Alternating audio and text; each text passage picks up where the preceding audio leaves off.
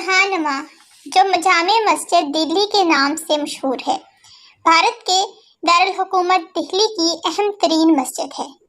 اسے مغل شہنشاہ شاہجہاں نے تعمیر کیا جو 1656 میں مکمل ہوئی۔ یہ بھارت کی بڑی اور معروف ترین مساجد میں سے ایک ہے اور پرانی دلی کی مصروف اور معروف ترین مرکز چاندنی چوک پر واقع ہے۔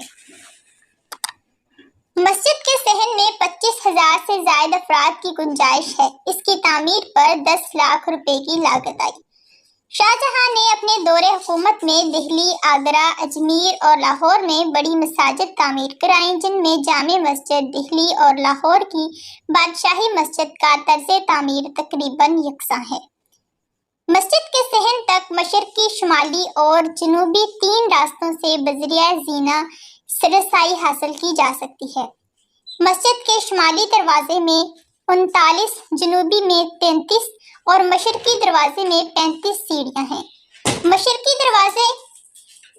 دروازہ شاہی گزرگاہ تھی، جہاں سے بادشاہ مسجد میں داخل ہوتا تھا۔ مسجد 261 فٹ طویل اور 990 فٹ عریض ہے۔ اس کی چھت پر 3 گنبد نصب ہیں۔